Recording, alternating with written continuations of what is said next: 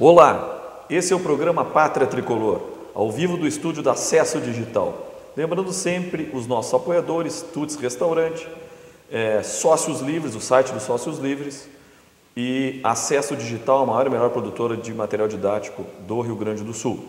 E no programa de hoje nós temos ilustres convidados. Do meu lado, Antônio Carlos Azambuja, conselheiro histórico do Grêmio, autor do livro Títulos Patrimoniais e Outras Obrigações Internas das Associações Sócio-Desportivas, reflexos no projeto Arena do Grêmio. Boa tarde, Azambuja, muito obrigado por ter aceito o nosso convite. Boa tarde a ti, aos produtores do programa e aos ouvintes. É a primeira vez que venho a essas instalações. Estou surpreso, inclusive, com a organização e o tamanho, porque já tinha ouvido falar a respeito, mas não tinha a dimensão exata do tamanho e da repercussão e dos interesses que são envolvidos nos programas de vocês. Muito obrigado pelo convite mais uma vez.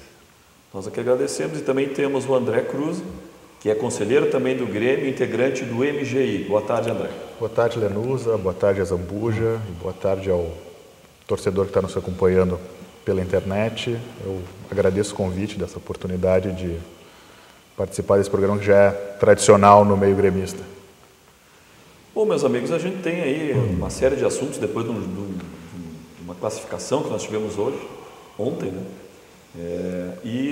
Mas antes disso, a gente tem alguns assuntos para abordar do cotidiano do Grêmio, dos assuntos do dia a dia, que a gente vai começar por eles e depois a gente entra na pauta futebol. E a gente, mais uma vez, avisa, você internauta, já acostumado a participar conosco, sabe que pode no próprio site mandar suas perguntas abaixo, mas também pelo Facebook, pelo Twitter, e a gente já repercute em tempo real com os nossos entrevistados.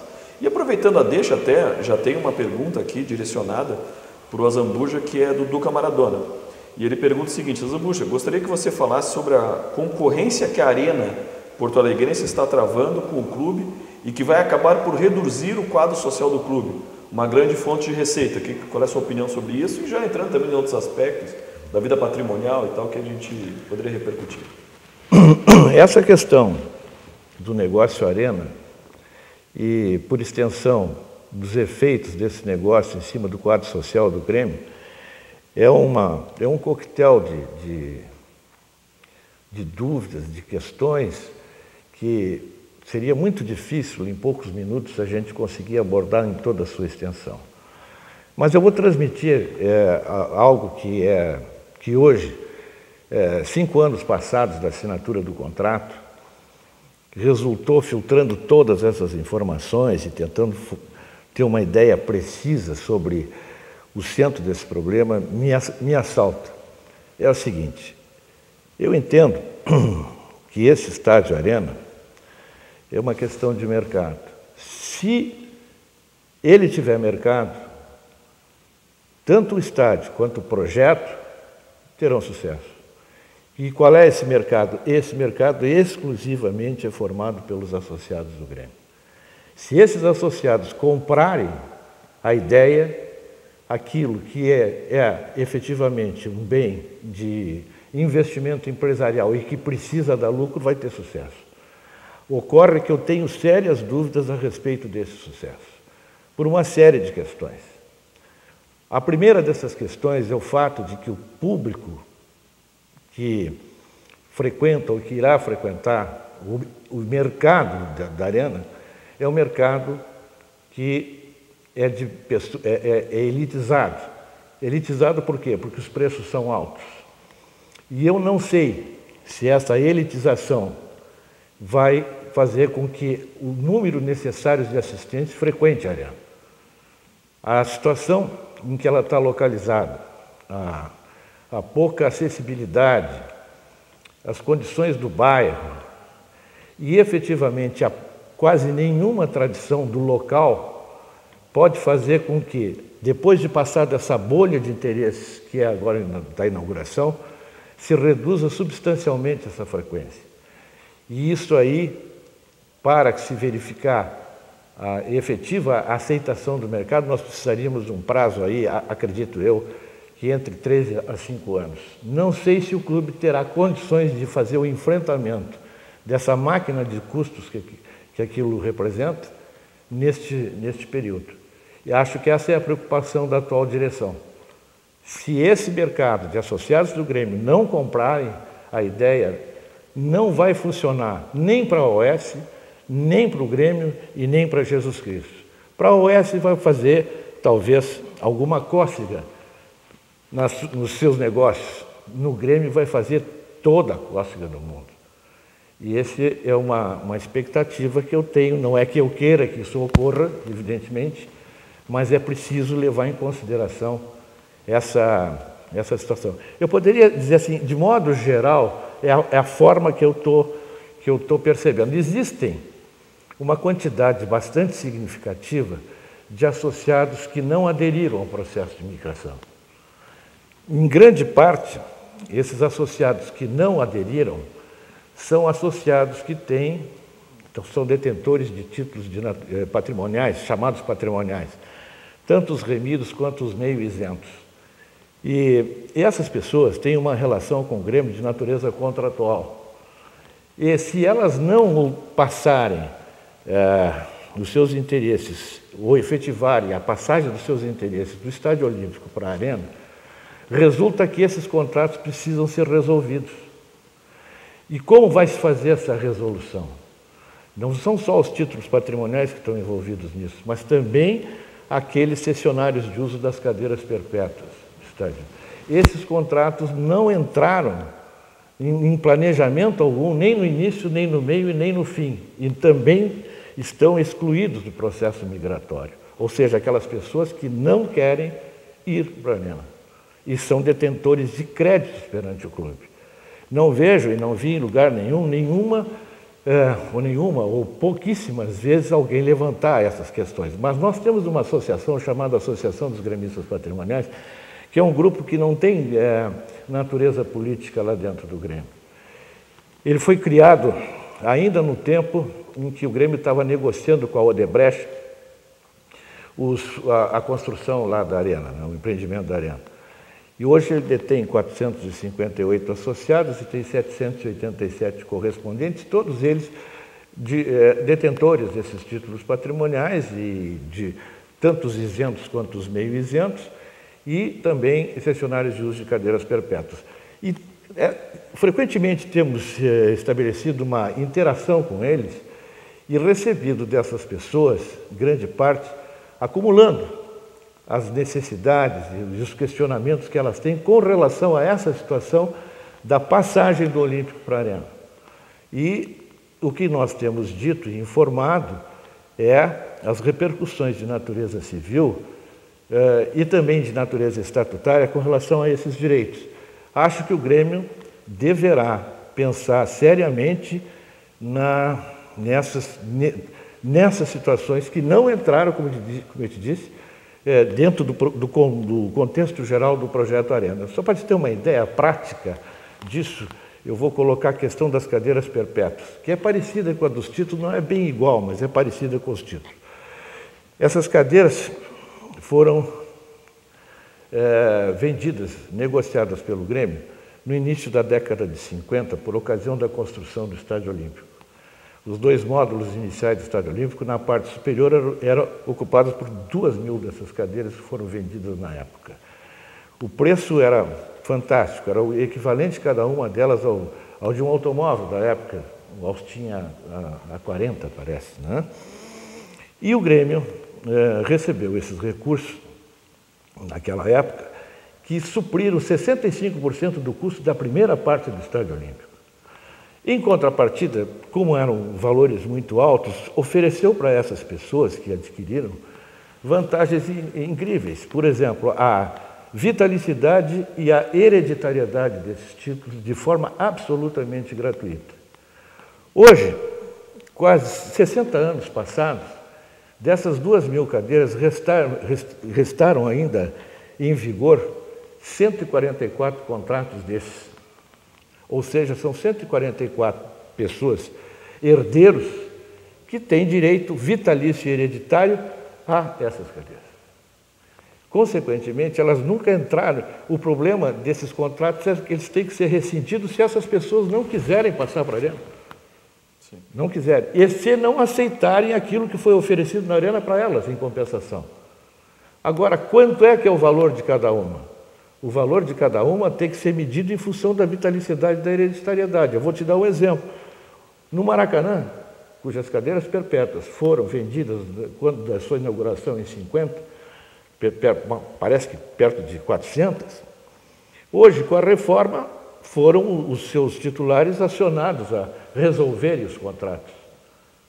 Há 2 meses atrás saiu a primeira sentença no Rio de Janeiro condenando o Estado a indenizar por R$930 mil o proprietário da cadeira para desapropriação dela. Não digo que aqui no Grêmio seria a mesma coisa, mas vejamos o seguinte, as cadeiras perpétuas do Estádio Olímpico, para serem compensadas com as da Arena, os titulares teriam que receberem uma cadeira Gold, certo? E por prazo indeterminado, não por 20 anos, gratuitamente, e que poderá ser avaliado como? Hoje uma cadeira Gold está por R$360 ou menos. Isso totaliza R$4.320 ao ano. Vezes 20, isso dá R$80 mil. Vezes 144, o valor total de um processo rescisório global, se chegasse a isso, alcançaria cerca de R$10 milhões. Isso nunca entrou, esses valores nunca foram considerados dentro do plano. Bom, eu poderia passar horas falando sobre todas essas coisas, não quero tomar conta do programa, e comecei falando de algumas coisas, mas eu acho que está dentro do contexto do que me perguntaste. Né? Não, e já aproveitando para passar para o André, tem uma situação que, fora essa discussão toda contratual, e a gente está vendo aí todo um esforço daí dos últimos 3 presidentes, estiveram lá, a imprensa divulgou amplamente, sentaram lá, tanto o Koff como o Duda, como o Odoni tentando buscar uma saída de repactuar as coisas, sentar novamente. Eu acho que todas essas coisas vão ter que vir para a pauta, mas tem uma situação que preocupa muito os torcedores, e a gente vê a repercussão dos internautas, que é a forma como estão tratando o torcedor na Arena. E se a gente trouxer para essa realidade, agora que nós estamos classificados e vamos fazer o primeiro jogo em casa, mas alguma coisa precisa mudar. A gente vê ali que é um conjunto de situações que a gente vê desde a questão do entorno, que não envolve diretamente o clube nem o AES, mas até a situação ali, lá de dentro mesmo. Quer dizer, muitos proprietários são proprietários da cadeira, ou são locatários da cadeira, ou pagam por aquela cadeira, chega lá, tem outro cidadão sentado. A agressividade da polícia que tem, a falta de solução para aquela questão da geral, que já vai se arrastando há quanto tempo. Quer dizer, isso também, né, André? Eu acho que está prejudicando essa relação. Né? Eu concordo integralmente contigo com essa preocupação do clima do estádio. Né? O Azambuja acho que colocou muito bem que o torcedor tem que acreditar na Arena. A condição para a parceria dar certa é essa, desse investimento na Arena. Eu acho muito bem colocado a palavra. Me parece que inicialmente houve um clima de festa, um jogo de inauguração, até mesmo os primeiros jogos, aquele deslumbramento, aquele conhecimento da Arena. Mas agora nós estamos entrando no cotidiano da Arena, no dia a dia da Arena. E me parece que há uma mudança de cultura, uma mudança de instalações também. São pessoas que no Olímpico cada um conhecia o seu canto, sabia, atrás do gol o pessoal agita mais, em tal lugar fica mais sentado, em tal lugar é mais crítico. E agora na Arena tudo isso se misturou. Somado a isso, a essa mudança de cultura que eu já mencionei antes, e alguma intransigência dos órgãos de segurança, sejam eles a segurança privada da OAS e especialmente da Brigada Militar dentro da Arena, quanto a posturas como colocação de faixas e o torcedor permanecer com ou sem camisa dentro da Arena, que parece que é uma questão irrelevante, né?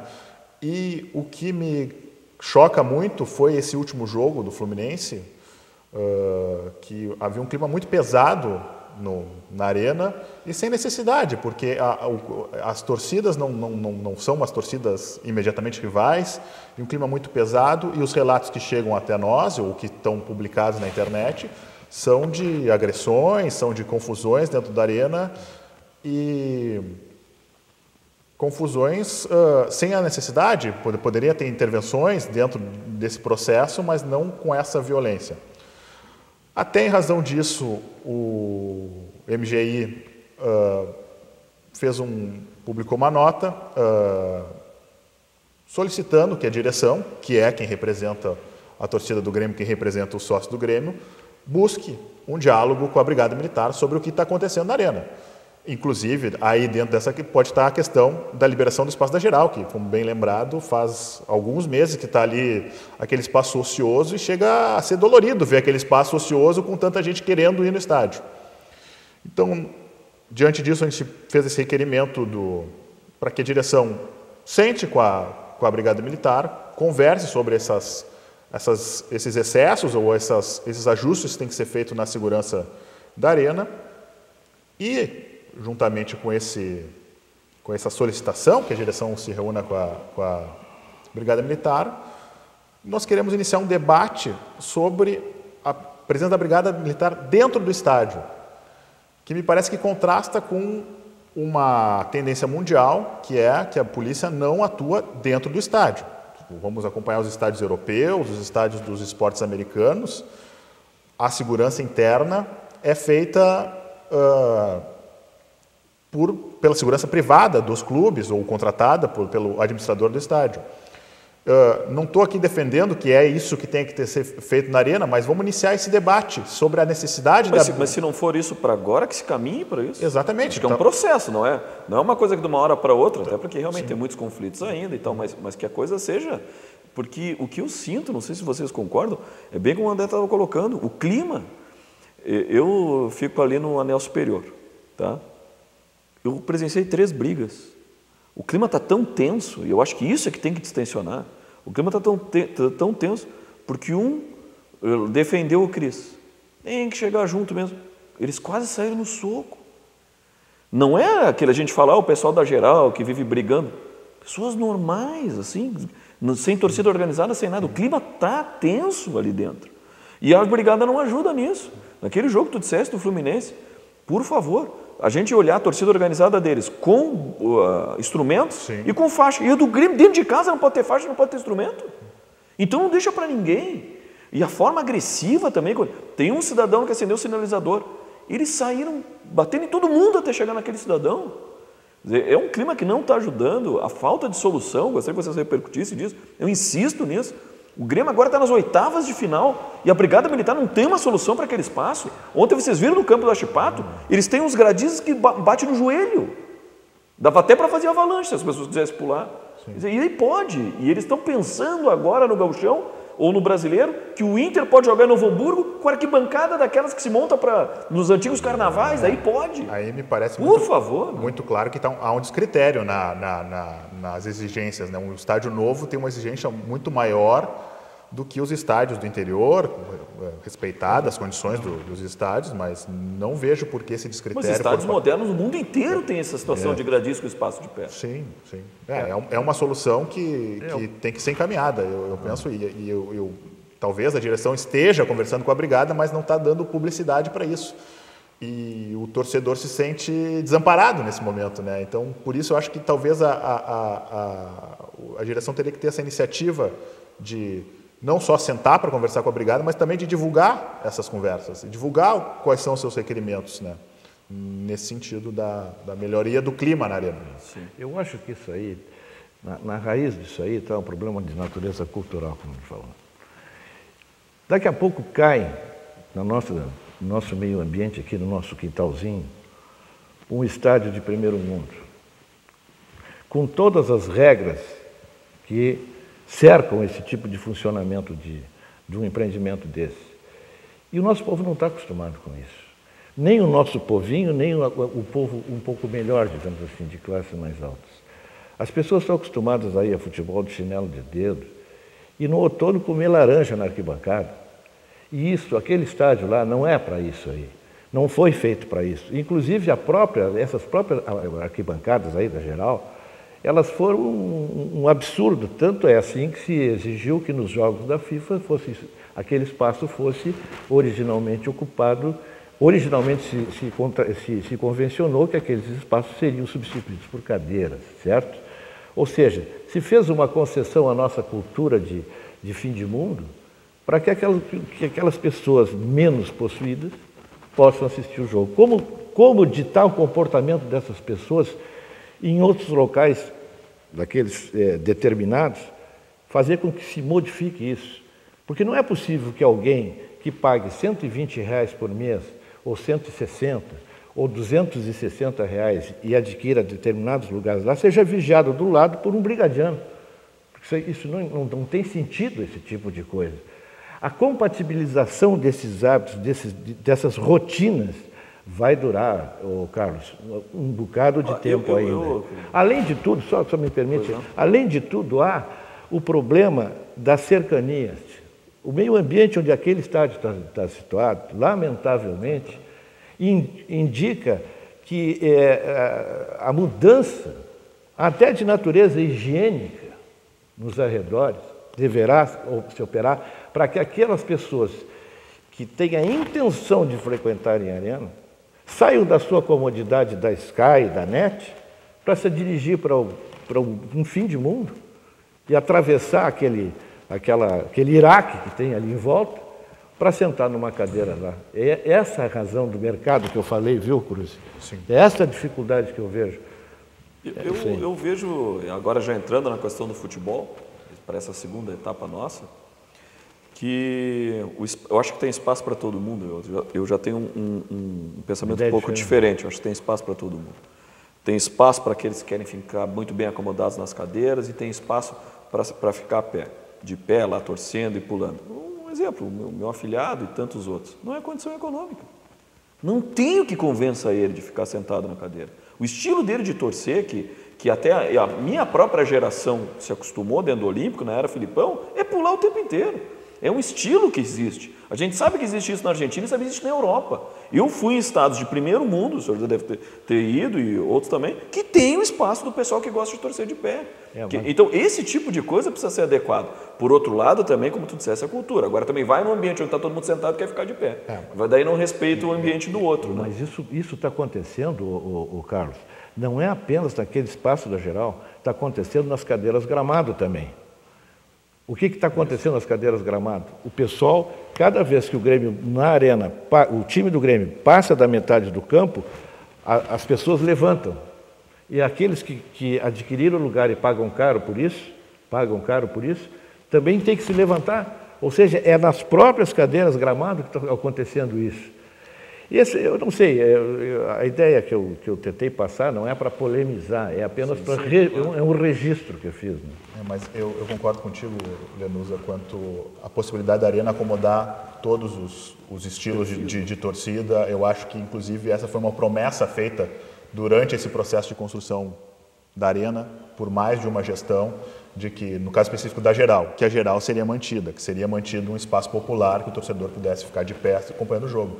E não vejo como isso é incompatível com uma arena moderna. Haja visto os exemplos dos estádios europeus e outros estádios do mundo. Eu acho que isso, não vejo incompatibilidade entre esses estilos de torcida e a arena. Pode muito bem acomodar, pode e deve acomodar essas diferenças da torcida do Grêmio, que é muito grande, então vai ter muita diferença entre a torcida. Vamos liberando os lances já do jogo de ontem, porque a maioria das perguntas aqui se refere ao futebol, não que vocês não possam continuar repetindo essas situações. Só para uma última intervenção com relação a esse assunto. Em todos esses estádios que estão sendo construídos aí, os que já foram inaugurados e os que não, que estão destinados à Copa das Confederações e à Companhia, eu não vejo espaço nenhum igual ao da arquibancada do Grêmio. Todos são cadeiras, são lugares individualizados. Eu não sei se isso aí contrapõe o que vocês estão falando. Eu vejo necessidade, não vejo incompatibilidade. Mas por que só o estádio do Grêmio tem isso? Porque tem uma tradição específica e particular nesse aspecto. Eu não estou condenando isso. Eu só estou achando difícil que isso tenha resultado. Bom, os lances a gente vai botando já no ar e vou passar as primeiras perguntas e depois nós vamos para a enquete.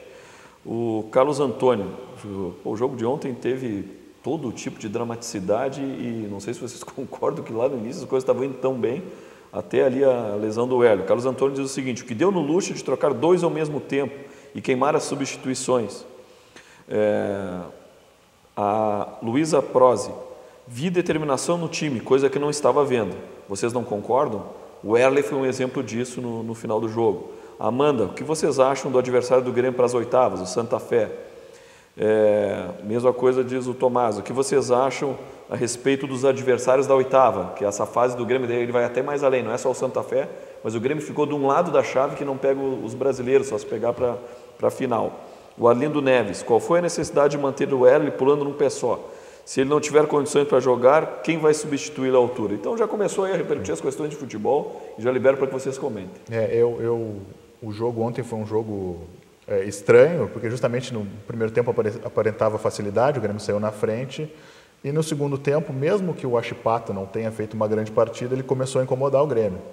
E começou a incomodar especialmente depois dessa lesão do Erle, que permaneceu em campo machucado. Eu até acho que foi muito emocionante, foi heróico da parte dele permanecer em campo machucado, mas na verdade eu acho que ele mais atrapalhou do que ajudou naquilo e poderia até agravar uma lesão que poderia ser recuperada facilmente. Eu acho que um ponto importante do jogo de ontem foi essa substituição do Luxemburgo, que queimou as duas últimas alterações dele aos 30 minutos do segundo tempo. E logo depois se viu, o Erle não teve um substituto, poderia ser uma situação pior, poderia ser o Dida que se machucasse no jogo e nós não teríamos essa substituição. E eu acho que ele deveria ter guardado uma substituição na manga, nem que fosse para queimar ela no final do jogo, para gastar tempo. Não ia, Zambuja, até por uma questão de experiência, um homem velho no futebol que nem o Luxemburgo. Se tu quer ganhar tempo, tu bota um de cada vez. A gente sabe que só naquela de trocar, às vezes é 1 minuto, 1 minuto e meio. Ele pegou os dois ao mesmo tempo, foi totalmente infeliz a estratégia. Né? Ele no fim uma das coisas que ele interviu no fim do jogo, nas declarações que fez, ele disse que o jogo estava 1-0, né? E ele fez as duas substituições com a intenção de matar o jogo. Esse é o tipo da reação do jogador, né? Da pessoa que gosta de jogar carta, né? O que ele fez ali é o time ganhando por 1-0 e o outro se atirando para frente, era conseguir espaço para uma contra-ataque, né? E matar o jogo. Ou seja, terminou, me dá ficha para cá, eu vou me embora. Foi isso que ele tentou. O que ele não utilizou foi essa cautela que o Cruz estava falando, efetivamente, do goleiro. Se o goleiro se machuca aos 40 minutos do segundo, é verdade. Não, a Patrícia, ela repercute aqui já a situação pós-jogo, né? Como enfrentar os colombianos sem o Zé Roberto? Isso aí também, quase não dormi pensando nisso. Isso, sim. E a dificuldade de contratação à medida que a janela está fechada, né? O pessoal cobra muito, mas a janela está fechada, tem que achar uma solução meio que caseira.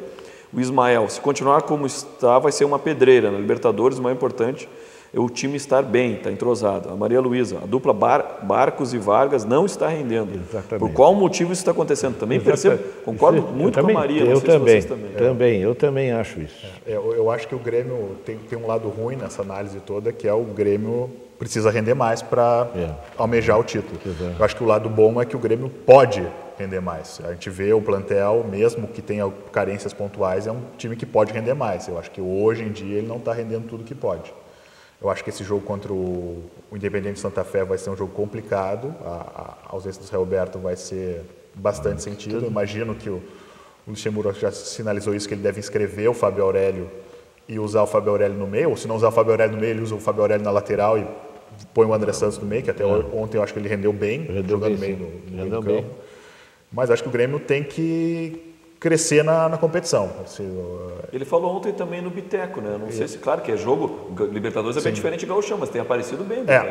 Eu acho que ontem ele se referiu ao Matheus Biteco, né? Que é o volante. Ao volante, assim que o Adriano também porque o Grêmio tem 3 volantes no grupo, um se machucou. Ele precisa necessariamente ter um para substituir. É verdade. Mas quanto ao Guilherme Biteco também, eu acho que apesar de ser muito jovem ainda, os jogos dele no Gauchão, que é um parâmetro diferente, mas ele apareceu muito bem. Talvez possa deslanchar aí nessa... Eu não sei, Zambuja, tu concorda. Teve no programa, faz uns 3 programas atrás, tiveram os homens de futebol aqui, tanto o Quitolina como o Rui. E eu fiz a pergunta para eles. Claro, naquela época a gente escreveu os jogadores que acabaram indo para o Palmeiras. Mas o Guilherme Biteco, como uma solução que ele compõe bem o meio, ele tem chegada na frente e até aquele corredor de ala logo, nem que seja para entrar no segundo tempo, eu escreveria esse jogador. Não sei se nós vamos buscar lá fora um jogador com as qualidades que ele tem. Mas tem alguns mistérios lá que nós que ficamos, eu pelo menos que fico apenas vendo rádio e televisão e não acompanho muito detalhadamente, eu não consigo decifrar o mistério do Bertoglio. Na minha opinião, pessoal, que pouco importa, é um jogador que muito bom jogador de futebol. Talvez eu possa estar enganado, mas eu sempre vi ele um bom jogador de futebol. Esse jogador saiu do Grêmio, voltou não sei em que condições, passou 5 ou 6 meses depois de agosto do ano passado sem ser aproveitado, entrou 10 minutos num jogo perdido lá, se reincorporou e agora já está quase um ano, tá, à disposição, e todos invariavelmente tiveram N oportunidades lá dentro do Grêmio de jogar. Muito bem, esse rapaz só tem entrado nesses jogos de segunda classe aí do Campeonato Gaúcho, e até me parece que num desses últimos andou fazendo um gol notável, compatível com a ideia que eu tenho a respeito do jogo dele, e vejo ele esquecido. Eu não quero dizer que nessas 3 vagas o Bertoglu devesse entrar, não quero defender isso, mas seguramente tem jogadores que estão inscritos que têm muito menos condições de estarem lá do que ele. Bom, isso, Cruz, eu estou falando para a hipótese de não se contratar um outro jogador. Por que então nós estamos pensando nos 2 bitecos, que são promessas, etc. e tal, quando existe um jogador que é um pouco mais feito do que esses 2, talvez até, a opinião individual, ele não sejam tão bom quanto esses meninos, mas é um jogador experiente e que não teve as oportunidades. Será que isso é um problema do técnico? Eu acho que tem mais coisa por aí. Eu também acho que tem outros jogadores também que nunca tiveram chance e a minha opinião também é muito parecida. Vamos liberar as enquetes. Hoje o pessoal esteve na rua e vamos ver a opinião do pessoal das ruas e em cima disso a gente já faz a repercussão também.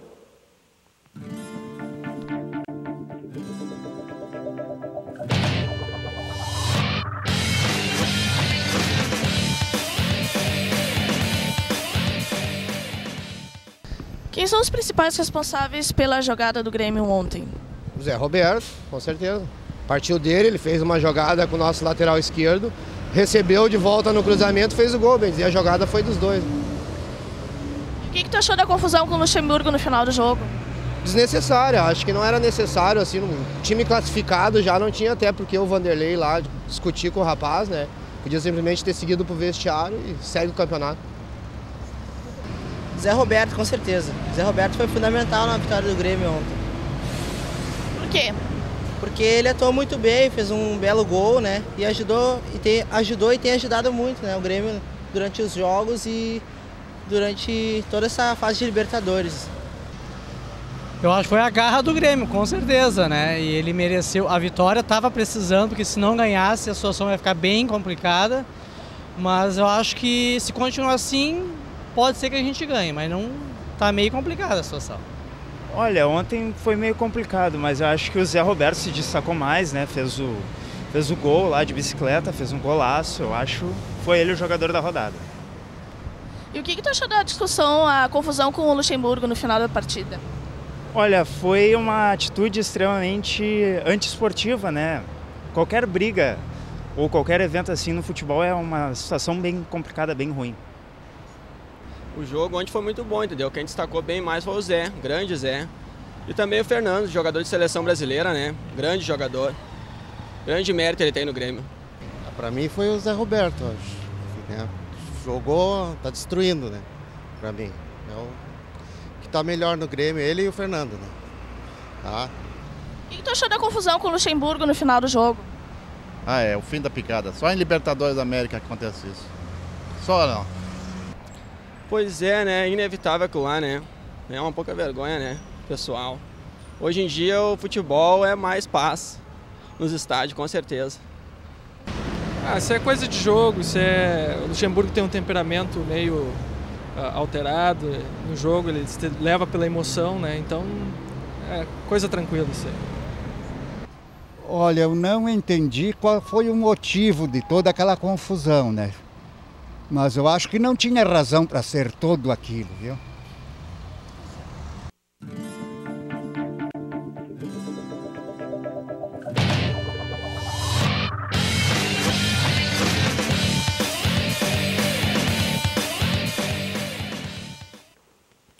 Bom, meus amigos, aproveitar esse break para já colocar a interativa da semana passada, o resultado e a nova interativa no ar.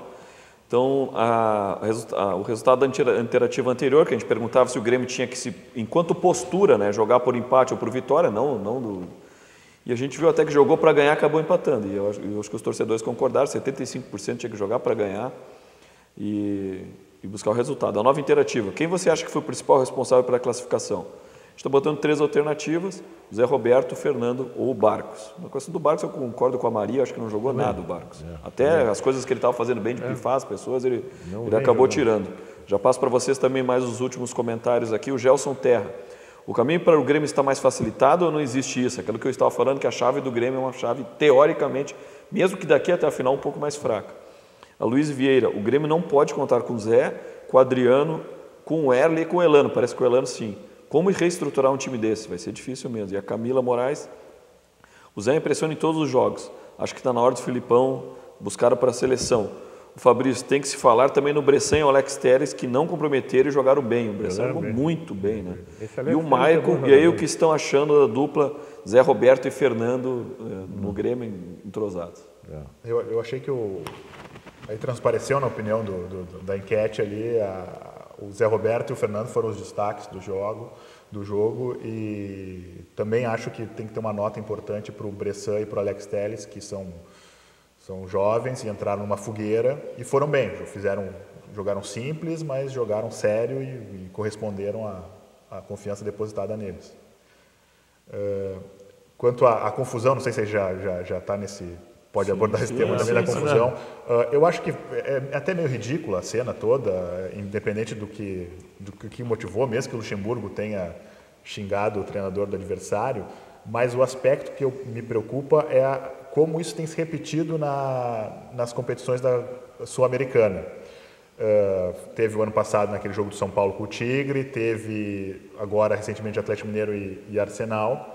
E eu acho que o Grêmio tem que abrir um olho para isso, que daqui a pouco vai ter uma situação que pode encrespar um pouco mais, pode ter um clima mais hostil numa torcida visitante. O Grêmio tem que abrir o olho, se cercar dos cuidados, não propor guerra para ninguém, mas também não entrar tão ingênuo em cada confronto.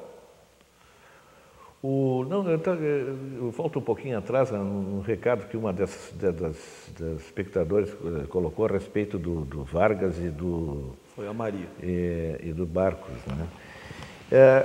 Quando esses dois jogadores apareceram, eu acho que com milhares de gremistas, a impressão muito boa e uma expectativa de que finalmente, depois de um longo tempo, o Grêmio tinha um centroavante, tinha um avante efetivamente dotados de condições de nos dar vitórias. Tá? Não estou dizendo que eles já tenha perdido a esperança, mas é impressionante o que decaíram dessas primeiras partidas esses dois jogadores. Né? O Vargas se vê que é um jogador que tem técnica, que tem potencial, né? E o Barcos, eu não sei se está jogando descontado, dizem que ele está com problemas, etc. e tal, mas ausente, sem se impor fisicamente, sem velocidade. Se vê também que é um jogador de técnica. Aonde é que está o problema aí, afinal de contas? É entrosamento isso? Mas se naquelas duas primeiras partidas, inclusive aquela do Fluminense, se viram jogadas, por que isso desapareceu? Porque o Elano deixou de jogar? Eu não sei se é esse o aspecto. Eu não sei se... Eu tenho uma outra sensação, não sei se tu percebeu ontem, Zambujo, que é o seguinte, porque antigamente a gente via a mecânica também falhava, daí é difícil o jogador render. Só que ontem a mecânica do jogo deu condições para ele fazer coisas que ele fez bem feito e ele acabou individualizando, que é aquela recuada dele. Duas vezes o Zé Roberto chegou na cara do gol e não largou a bola. Tentou decidir. Exatamente isso. Porque antigamente nem a mecânica estava funcionando. Dessa vez ele teve condições de criar situações E será que qual é dos dois Barcos e qual é dos dois Vargas é que efetivamente são aqueles que eu tinha esperança de... Porque não dá para dizer que não sejam jogadores bons, aproveitáveis, etc. Claro que agora, eu estou cansado também de ver jogador não dar certo no Grêmio e sair daqui e dar certo ali adiante. Pô, pelo amor de Deus, quantos aconteceram isso? Finalmente o negócio do Fernando... há muito tempo eu já me eximi de dar opiniões definitivas sobre o jogador de futebol. Houve uma vez que o Grêmio teve um jogador chamado Cristóvão, passou um ano aqui jogando, eu queria matar aquele cara. Não jogava nada, absolutamente nada. Veio do Corinthians aqui como centroavante. No ano seguinte colocaram ele na meia e ele acabou na seleção brasileira fazendo um gol da seleção brasileira em Wembley, em Londres. Foi um jogador excepcional. A partir daí eu pego o exemplo do Fernando, eu tinha horror do Fernando. E hoje eu vejo que é um jogador extraordinário, inclusive com reconhecimento da imprensa nacional, né?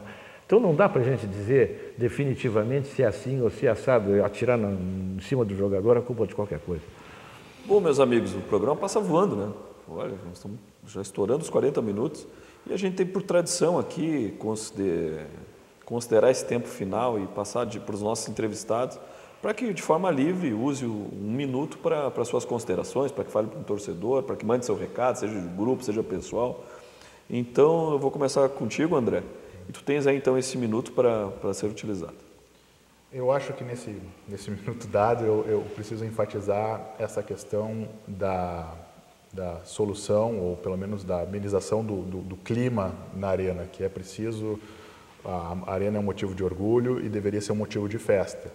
Eu acho que ela ainda é um motivo de festa, é um motivo de orgulho, mas o clima anda muito pesado na arena, por diversos motivos, não cabe aqui elencar eles, mas eu acho que nós como clube, e aí o papel é da direção, que representa o clube, tem que buscar uma solução para esse clima, um diálogo com a Brigada Militar para resolver essa questão do clima e ajustar questões pontuais para melhorar esse ambiente e para a gente poder, enfim, ver a arena pulsando para empurrar o Grêmio até o título da Libertadores. Bom, tem um telefone tocando aí, agora não dá mais tempo de mandar pergunta. Se a intenção é mandar uma pergunta no ar, não vai mais dar tempo. Mas, então, da mesma forma também, agradeço, André, a tua participação, muito rica, muito importante, e passo para a Zambuja também para a sua consideração. Bom, já fiz os agradecimentos necessários aí, adequados no início, e quero deixar aqui uma mensagem para aqueles que, como eu, desacreditaram e não se engajaram no projeto Arena. A Arena é um fato consumado. Não adianta fazer exercício crítico sobre as coisas que foram mal, que estão mal e que ainda deverão ser mal. Nós temos que trabalhar para corrigir isso aí. E essa correção envolve um esforço tanto anímico quanto psicológico. Agora, a transformação daquele ambiente lá, Cruz, e isso aí, eu acho que chega antes das providências de natureza física e material da Brigada Militar, da readequação dos lugares, etc. e tal. É preciso que se transporte, que se ressuscite a alma do Estádio Olímpico, nem que seja um pedaço dessa alma, para colocar lá dentro. Era preciso que o Grêmio, inclusive, jogasse um dia de tarde lá, para a gente ver o sol de Humaitá. E aí compreender, e era preciso que o Grêmio ganhasse uma partida no último minuto lá na arena, para que essa alma, para que esse espírito voltasse a acontecer. Isso não adianta passar agora para o público, eu quero que seja assim, todo mundo quer, mas quem é o mágico que vai fazer isso? Eu deixo essa pergunta no ar. Como transportar a alma do Olímpico para a arena? Bom, meus amigos, eu acho que uma das alternativas colocada pelo Zambuja é a gente ir adiante na Libertadores. E já vão ter essa primeira alternativa. Não saiu a data do jogo ainda. Nós temos também um jogo agora segunda-feira, né? Para que o pessoal fique antenado, o jogo não é domingo, é segunda. Incrivelmente, a Federação Gaúcha de Futebol não marcou um jogo na arena no domingo à tarde. Um único. Todos os jogos do Grêmio foram durante a semana e à noite ou sábado às 10 da noite. E esse será segunda às 9 da noite, quer dizer, a arena não conheceu o sol mesmo. É um absurdo isso, mas aí fica a convocação, o torcedor tem que estar lá ajudando.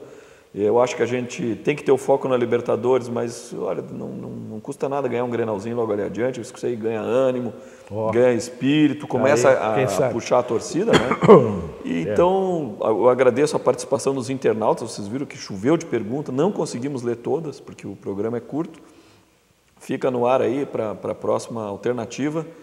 E agradecemos os nossos convidados que abrilhantaram o nosso programa e a sua participação. Então esse foi mais um programa Pátria Tricolor.